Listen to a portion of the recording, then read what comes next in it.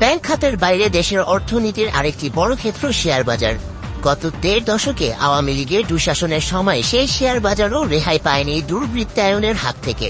একের পর এক কেলেঙ্কারি ও কারসাজির ঘটনায় বারবার বিপর্যস্ত হয়েছে শেয়ার বাজার। সব হারিয়ে নিঃস্ব হয়েছেন সাধারণ বিনিয়োগকারীরা। এই চ্যানেলে আপনি নতুন হয়ে থাকতে আমাদের সংবাদটি দেখতে দেখতে চ্যানেলটি সাবস্ক্রাইব করে রাখুন, যাতে করে বন্ধুরা আমাদের পরবর্তী লেটেস্ট আপডেট সংবাদগুলো সবার আগে আপনার কাছে পৌঁছে যায়। গত কয়েক বছরে বেশিরভাগ কারসাজির ঘটনায় নাম এসেছে সমবায় অধিদপ্তরের ডেপুটি রেজিস্ট্রার আবুল খায়ের হিরো। কিন্তু হিরোকে শেয়ার বাজারের খলনায়ক বানিয়ে তোলার পেছনে মূল কারিগর ডক্টর মিজানুর রহমান বারবারই রয়ে গেছেন আড়ালে।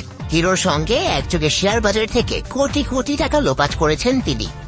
শেয়ার বাজার নিয়ন্ত্রক সংস্থা বাংলাদেশ সিকিউরিটিজ অ্যান্ড এক্সচেঞ্জ কমিশনের সাবেক বিতর্কিত চেয়ারম্যান শিবলি রুবায়েত উল ইসলামেরও অন্যতম ঘনিষ্ঠ সহযোগী ছিলেন মিজান। ছাত্র জনতার আন্দোলনে আওয়ামী লীগ সরকারের পতনের পর শিবলি এবং হিরোরা বেকায়দায় পড়লেও অধ্যাপক মিজান আছেন বহাল তবিয়তে। গেল সোমবার একটি বেসরকারি ব্যাংকের পক্ষ থেকে বন্যার্তদের জন্য বৈষম্য বিরোধী শিক্ষার্থীদের ত্রাণ তহবিলে টাকা হস্তান্তর করা হয়। জানা গেছে নিজের অপকর্ম ঢাকতে এবং বৈষম্য বিরোধী শিক্ষার্থীদের আনুকূল্য পেতে ওই ব্যাংকের বিতর্কিত চেয়ারম্যানের সঙ্গে সখবরে ওই আয়োজনে উপস্থিত হয়েছিলেন মিজান। ঢাকা বিশ্ববিদ্যালয়ের সূত্র জানায়, অধ্যাপক ডক্টর মিজানুর রহমান একসময় বিএনপি পন্থী শিক্ষকদের সংগঠন সাদা দলের সঙ্গে যুক্ত ছিলেন, কিন্তু সহকর্মীর সঙ্গে খারাপ আচরণ এবং গায়ে হাত তোলার ঘটনায় তাকে ২০২৩ সালের এপ্রিলে ঢাবি সাদা দলের সব পর্যায়ের পদ থেকে বহিষ্কার করা হয়। ঢাকা বিশ্ববিদ্যালয়ের ফাইন্যান্স বিভাগের দুর্নীতিবাজ হিসেবে পরিচিত অধ্যাপক শিবলি রুবায়েত উল ইসলাম ২ মেয়াদে বিএসইসি চেয়ারম্যান যেসব অপকর্ম করেছেন তার বেশিরভাগের মাস্টারমাইন্ড ছিলেন হিরো ও মিজান। শেয়ার ব্যবসায় সম্পৃক্ত হওয়ার ১ বছরের মধ্যেই তিনি রাজধানীর বনানীতে কিনেছেন প্রায় ৩ কোটি টাকা মূল্যের ফ্ল্যাট ও দামি গাড়ি।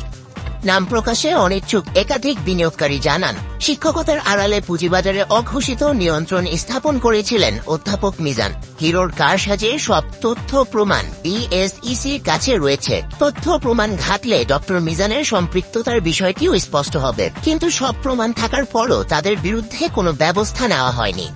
এসব বিষয়ে অভিযুক্ত শিক্ষক ডক্টর মিজানুর রহমানের সঙ্গে কথা হলে তিনি জানান, তার বক্তব্য সিম্পল।